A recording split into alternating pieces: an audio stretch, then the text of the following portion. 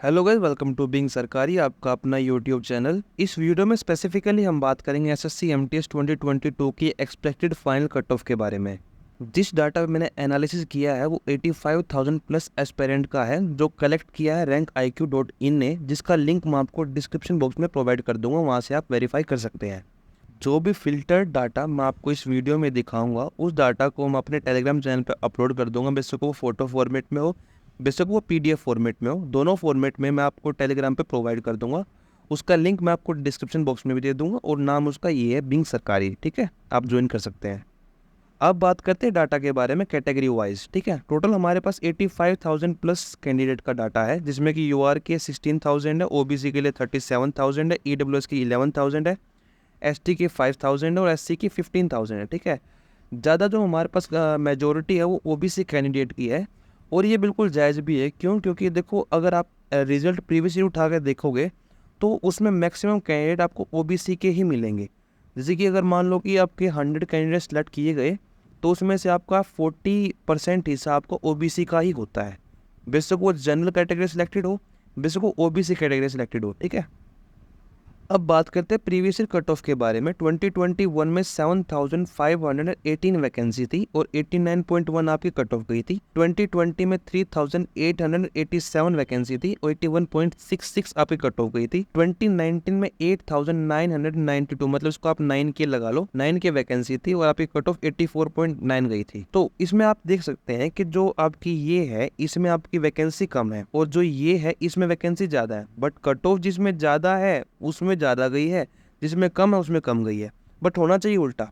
उसके बेसिकली दो रीज़न हो सकते हैं कि एक तो पेपर लेवल कैसा है, दूसरा क्या है कि मतलब पेपर लेवल मतलब कि हार्ड है या फिर इजी है। मतलब बिल्कुल इजी हो तो मतलब कि एवरेज स्कोर बहुत ज़्यादा जाएगा। ठीक है, अगर हार्ड हो तो एवरेज स्कोर कम हो जाएगा। और दूसरा रीज़न है उसका नॉर्मलाइजेशन। ठीक है ना, 2019 में बेशक वो सीजीएल हो या फिर सीएचएसएल हो या फिर एमटीएस हो, हर किसी में नॉर्मलाइजेशन बहुत फिल्थी हुई थी। और अब की बार भी आपको देखने को मिलेगा कि भी हार्डेस्ट शिफ्ट है ना, अभी इस 2022 की बात कर रहा हूँ मैं, हार्डेस्ट शिफ्ट में भी 28 मार्क्स इंक्रीज हो रहे हैं लोगों के। और अगर मैं ये मान के चलता हूँ कि 28 तो हमारे सर्वे के अकॉर्डिंग ही है, मतलब ये मान के चलो कि 28 में +3 भी हो सकता है, मतलब 31, और -3 भी हो सकता है 25, बट हो रहेगा लमसम इतना ही। ठीक है, ऐसा नहीं होगा भी हार्डेस्ट शिफ्ट में आपके इंक्रीज हो रहे हैं ओनली 10 मार्क्स, क्योंकि क्या होता है कि एवरेज मार्क्स जो मैंने अभी आपको मैं नॉर्मलाइजेशन एक्सपेक्टेड इंक्रीज बताऊंगा वो एवरेज मार्क्स के अकॉर्डिंग है। जो नॉर्मलाइजेशन का फॉर्मूला है वो मैं लगा नहीं पाया। क्यों? क्योंकि जो हमारे पास डाटा अवेलेबल था वो शिफ्ट वाइज अवेलेबल नहीं था, हमारे पास मिक्स डाटा अवेलेबल था और हमको पता नहीं वो डाटा किस शिफ्ट का है। तो हमने एवरेज मार्क्स के अकॉर्डिंग हमको पता लगाया है कि भाई कितने मार्क्स इंक्रीज हो सकते हैं।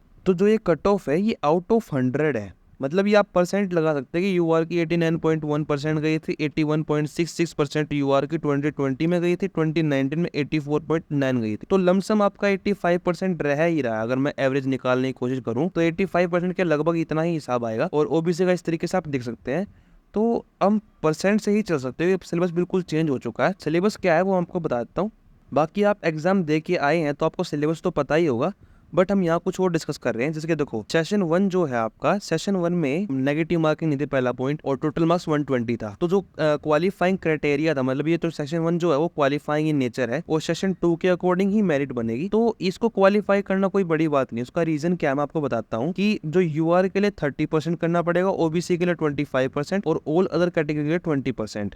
मैथ्स के आपके 60 मार्क्स हो गए, रीजनिंग का आपका 60 मार्क्स हो गए, मतलब टोटल मिला के आपके 120 मार्क्स होगी। और टोटल क्वेश्चन कितने हो गए आपके? 40 क्वेश्चन। मतलब कि आपको यूआर में, मतलब कि मैं आपको 30% के हिसाब से बता रहा हूँ, यूआर को 30% लेके आने से क्वालिफाई करने के लिए तो 36 मार्क्स लेके आने थे। मतलब कि कहने का मतलब ये हुआ कि ओनली 12 क्वेश्चन उसको ठीक करने थे। ओबीसी में मान के चलता हूँ 10 क्वेश्चन ठीक करने थे, अदर कैटेगरीज में भाई 8 क्वेश्चन ठीक करने थे। तो ये ठीक करना कोई बड़ी बात नहीं है, क्योंकि जो सीरियस कैंडिडेट होगा वो 40 में से अप्रोक्सीमेटली मैं आराम से कह सकता हूँ कि 20 क्वेश्चन तो बिल्कुल ठीक कर लेगा। और जो बाकी के 20 है, नॉर्मल नेगेटिव मार्किंग तो है नहीं, तो वो 40 के 40 अटेम्प्ट करके आएगा। तो मतलब कि सेशन 1 में कोई फेल अगर होगा भी तो उसका देखना कोई मतलब नहीं बनता, क्योंकि सेशन 1 में कम नंबर आया तो सेशन 2 में ऑटोमेटिकली कम नंबर आए ही होंगे उसके। मतलब कि जो एमटीएस की तैयारी कर रहा है, मतलब सिंसियरली सीजल की तैयारी भी कर रहा होगा। ऐसे बहुत कम कैंडिडेट होते हैं जो सिर्फ एमटीएस की ही तैयारी करते हैं और मतलब कि जो फाइनल सिलेक्शन तक पहुंचते हैं उनके बारे में बात कर रहा हूँ मैं। कि भी एमटीएस की तैयारी करे, सीजीएल की तैयारी नहीं कर रहे। सीजीएल की तैयारी करने वाले कैंडिडेट के 40 में से अप्रोक्सीमेटली 20 क्वेश्चन तो बिल्कुल ठीक हो गए होंगे। तो अकॉर्डिंग टू दिस क्राइटेरिया कोई भी फेल नहीं होगा। अब बात करते हैं वैकेंसीज के बारे में। तो ग्रैंड टोटल वैकेंसी आपकी 12,523 वैकेंसी है और कैटेगरीज वाइज आप चेक कर सकते हैं। तो स्पेसिफिकली क्या है कि भाई यूआर की आपकी वैकेंसी 5,401 वैकेंसी है। तो ये सिर्फ यूआर की नहीं है, इसमें यूआर को तो ओनली मतलब ये लगा लो कि 60% वैकेंसी ही मिलेगी, जो 40% है वो अदर कैटेगरी ले जाएंगी, और 40 में से भी मतलब ये लगा लो कि आपकी 70% तो आपकी सिर्फ और सिर्फ ये ले जाएंगी, ओबीसी ले जाएगी, और बाकी 30% बची ना वो आपकी SC ST और EWS लेके जाएंगी। तो मतलब कि यूआर के लिए लगभग इतनी 60% वैकेंसी बची, मतलब कि ये लगा लो कि 331 के करीब बची मतलब वैकेंसीज। तो इसी के अकॉर्डिंग हम कट ऑफ प्रिडिक्ट करेंगे। अब पहले बात करते हैं अटेंडेंस के बारे में। अटेंडेंस आपकी 55 लाख आपकी शेड्यूल थी और अपीयर कितने हुए 22,77,000। अगर परसेंटेज में बात करें तो 41.25% लोगों ने एग्जाम दिया। तो अगर मैं इसको इससे डिवाइड करूं कि भाई मतलब 12,000 कितनी वैकेंसी, 12,523 से अगर मैं इसको डिवाइड करता हूं, ठीक है, मतलब परसेंटेज के अकॉर्डिंग करता हूं, तो 0.5% आता है। ये हमारा सिलेक्शन रेट है, मतलब कि 200 में से एक बंदा सिलेक्ट होगा। कंपटीशन आपका बिल्कुल पीक पे है। अब प्रोसेस क्या है कि आपने एग्जाम दे दिया, आंसर की आ चुकी है, अब क्या प्रोसेस होगा? तो अकॉर्डिंग टू नोटिफिकेशन तो आपका पहले कट ऑफ जाएगी आपकी हवलदार की आएगी फिजिकल के लिए, मतलब कि अप्रोक्सीमेटली कितने कैंडिडेट सेलेक्ट किए जाएंगे वो मैं आपको आगे बताऊंगा। पहले तो फिजिकल के लिए लिस्ट आएगी आपकी, फिर आपका फिजिकल होगा और फिर आपका फाइनल रिजल्ट आएगा। मतलब कि लोग कह रहे हैं कि साथ एक एमटीएससी कट ऑफ भी आएगी, बट एमटीएससी कट ऑफ निकालना कोई मतलब बनता नहीं है, क्योंकि आपकी प्रेफरेंस आपकी पहले आपकी फॉर्म भरते टाइम निकलवा ली थी उन्होंने। तो मेरिट है आपकी वो आपकी सेशन 2 के अकॉर्डिंग बननी है, सेशन 1 तो क्वालिफाइंग है। ऐसा नहीं होगा, बहुत कैंडिडेट ऐसे बोल रहे हैं कि भाई आपका हाईएस्ट स्टैंडर्ड रखे जाएंगे भाई मैथ और रीजनिंग के लिए, बट नोटिफिकेशन में ऐसा कुछ शो नहीं करा। जैसे सीजीएल में आपका हाईएस्ट स्टैंडर्ड के लिए लिखा हुआ था कि भाई आपको सीपीटी के लिए हाईएस्ट स्टैंडर्ड लेके आने पड़े कंप्यूटर में, और अदर पोस्ट के लिए आपका क्वालिफाइंग नेचर है, और क्वालिफाइंग ही हुआ। मतलब कि आपका मैं देखूँ कि भाई आपका 18 नंबर जरूरी थे जनरल कैटेगरी के लिए, तो उतने ही नंबर आपके क्वालिफाइंग के लिए माने गए। तो मैं मान के चलता हूँ कि सेशन 1 जो है मैंने आपको बताया जो ये वाला, तो यही आपका क्वालिफाइंग क्राइटेरिया रहेगा, ठीक है। तो फिर आपका फाइनल रिजल्ट आएगा फिजिकल होने के बाद। मतलब कि फिजिकल आपको कोई बड़ा खेल नहीं है, मैं आपको बताता हूँ कि 1600 मीटर आपको 15 मिनट में करना पड़ेगा। मतलब कोई फेल नहीं होगा, इसमें कोई बड़ा खेल नहीं होता।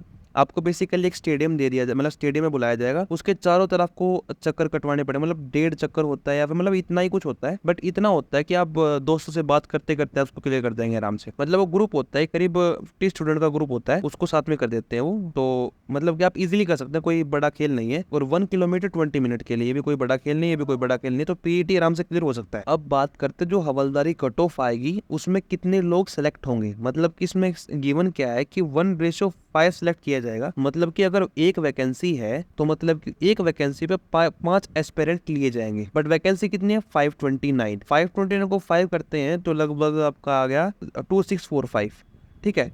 तो 2645 सिलेक्ट किए जाने चाहिए, बट 2645 नहीं होंगे, 2645 से ज्यादा ही होंगे। अभी वैकेंसी 529 × 5 तो आ गया 2645 आ गया। जैसे कि यूआर के लिए तो 5 टाइम्स लिया ही जाएगा, बट जो अब ये है ना अदर कैटेगरीज है उसमें 5x से थोड़ा ज्यादा लिया जाएगा। मतलब कि जो आपका 5 टाइम्स है ना, कुछ एक्स्ट्रा लिया जाएगा। तो उस एक्स्ट्रा को मिला के मैं मान के चलता हूँ कि 3000 लोग उसमें क्वालिफाई करेंगे फिजिकल के लिए, और इसमें फेल बहुत कम लोग होंगे, क्योंकि ये है ना कि भाई आपका बहुत ईजी है। 1600 मीटर कोई बड़ी बात नहीं है, टाइम बहुत ज्यादा दे रखा है 15 मिनट, तो बहुत ईजिली हो जाएगा, ठीक है।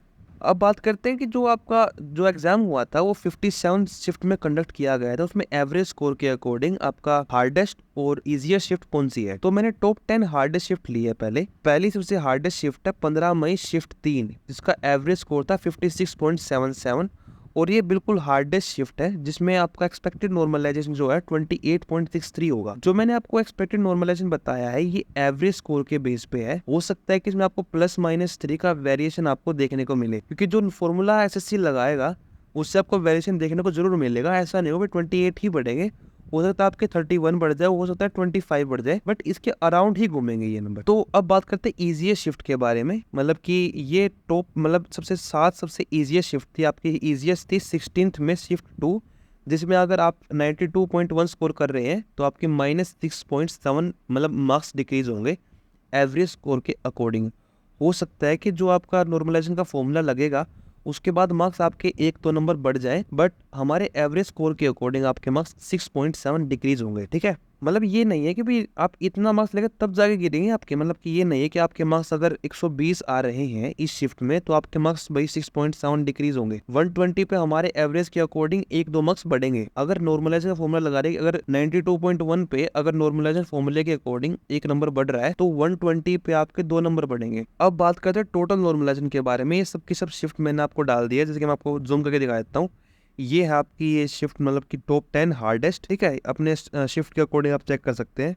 ये 11 से 20 तक है। आप पोज करके अपने मार्क्स देख सकते हैं, आप कितने मार्क्स इंक्रीज होने के चांसेस है। और ये आप देख सकते हैं 21 से 30, 31 से 40 आप ये चेक कर सकते हैं, इतने मार्क्स आपके इंक्रीज हो सकते हैं। 41 से 50 आपके इतने मार्क्स इंक्रीज हो सकते हैं। और 51 से 57 आपके इतने मार्क्स इंक्रीज हो सकते हैं। ठीक है, ये चेक कर सकते हैं। बाकी मैं इसको प्रोवाइड कर दूंगा आपको PDF फॉर्मेट में या फिर फोटो फॉर्मेट में। आप टेलीग्राम ज्वाइन कर सकते हैं t.me बिंग सरकारी। ठीक है, ये मेरा यूजर नेम, आप सर्च भी कर सकते हैं और डिस्क्रिप्शन बॉक्स में इसका लिंक भी मैं प्रोवाइड कर दूंगा। बारे में अब बात करते हैं रो स्कोर के ऊपर। जैसे कि रैंक IQ में आपने अपने मार्क्स चेक किए होंगे, जैसे कि आपके मार्क्स 120 है तो आपकी रैंक शो हुई होगी। ठीक है, तो आपकी रैंक अप्रोक्सीमेटली 1179 के करीब होगी। मतलब कि ये पूरा का पूरा रैंक IQ का डाटा है, इसे मैंने कोई फिल्टर नहीं किया। मतलब फिल्टर तो किया है, फिल्टर मैंने ये बनाया है, बट मैंने कोई डाटा इसमें ऐड नहीं किया।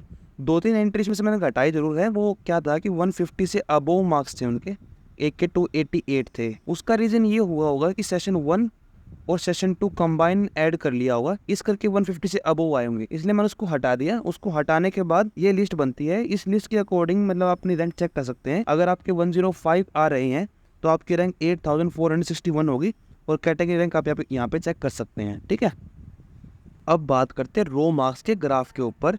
जैसे कि आप चेक कर सकते हैं कि मैक्सिमम स्टूडेंट्स यहाँ पे लाई कर रहे हैं। ठीक है ना, मतलब कि इसकी एवरेज ये लगा लो कि आपकी 86 से लेके 87 के करीब होगी। ठीक है, बट ये कंफर्म नहीं है कि भी आपकी एवरेज जितनी है उसके अकॉर्डिंग आपकी कट हो जाएगी, कि अभी जो आपकी किया है उसके बाद कोई और स्टेप है नहीं।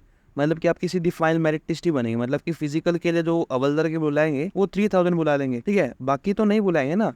तो मैं आपको फाइनल एक्सपेक्टेड कट ऑफ के बारे में बता रहा हूँ, हवलदार के बारे में नहीं बताऊंगा मैं कि कितने फिजिकल के लिए क्या कट ऑफ रह सकती है। मैं आपको फाइनल कट ऑफ के बारे में बताऊंगा। तो ये तो एवरेज स्कोर हो गया, तो कट ऑफ किसके राउंड जाएगी? आप जो कट ऑफ जाएगी ना आपकी, वो हो जाएगी 110 या 105, इन दोनों के बीच में जाएगी। ये नहीं हो भी कट ऑफ इतनी चली जाएगी, कट ऑफ जाएगी आपकी इतने अकॉर्डिंग, क्योंकि इसी के अंडर ही आपके 12,000 कैंडिडेट है। मतलब कि UR की कट ऑफ आपकी कितनी जा सकती है वो आगे बताऊंगा मैं आपको। तो UR की 112, OBC की 110, EWS की 108, SC की 98 और ST की 86। ये जो मार्क्स है ये रो स्कोर है आपका, और इसमें वेरिएशन आपको देखने का 2 से 3 का। रीजन क्या है मैं आपको बताता हूँ। जो ये मैंने आपको दिखाया था ये टेबल, इसमें कोई भी मैंने मल्टीप्लाई फैक्टर यूज नहीं किया है। ये डाटा 85,000 का है।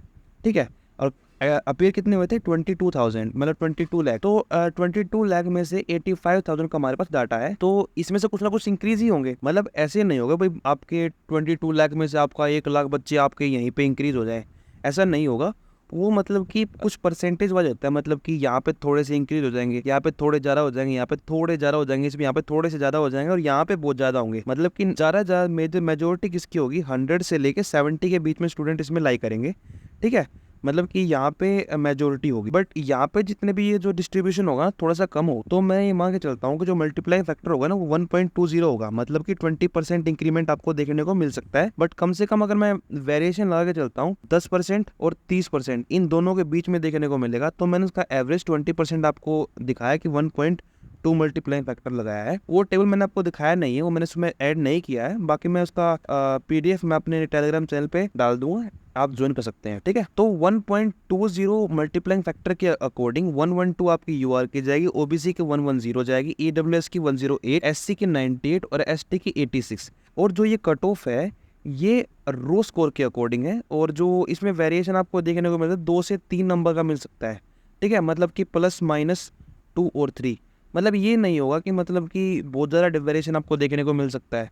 उसका रीज़न क्या है कि मतलब कि मल्टीप्लाइंग फैक्टर अगर 1.1 ही मतलब कि 10% ही इंक्रीज़ होते हैं तो हो सकता है आपकी कट ऑफ 2 नंबर कम चली जाए। अगर 1.3 हो जाता है मतलब यूज़, तो आपकी कट ऑफ जो होगी मतलब 2 नंबर बढ़ जाएगी। मतलब कि इस क्राइटेरिया में 2 नंबर घट जाएगी, इसमें क्राइटेरिया में 2 नंबर बढ़ जाएगी। बट इससे हम ये आइडिया नहीं लगा सकते कि आपकी मतलब फॉर एग्जाम्पल अभी किसी कैंडिडेट के मार्क्स 105 है, बट वो हार्डेस्ट शिफ्ट में है, और वो हार्डेस्ट शिफ्ट में आपके हमने देखा कि 28 मार्क्स इंक्रीज हुए लोगों के। तो मतलब कि 105 प्लस में 28 133, मतलब कि 133 आउट ऑफ 150 इसका इस कैंडिडेट का सिलेक्शन होने से कोई रोक नहीं सकता इस डाटा के अकॉर्डिंग। तो 133 मार्क्स वाले का सिलेक्शन हो जाएगा। मतलब कि रो मार्क्स तो 105 थे, तो मतलब कि अगर आपके मार्क्स 112 हैं, मतलब 112 से कम है और आपके हार्डेस्ट शिफ्ट में है, तो निराश होने की जरूरत नहीं है। मैं आपको एक काम करता हूँ, जितने में ये आपको मैं टेबल दिखाता हूँ, इस टेबल के अकॉर्डिंग आपके जितने भी मार्क्स इंक्रीज हो रहे हैं, फॉर एग्जांपल आपके मार्क्स 100 है और आपकी शिफ्ट के अकॉर्डिंग आपके 16.11 इंक्रीज हो रहे हैं, तो 16.11 इंक्रीज करके 116.11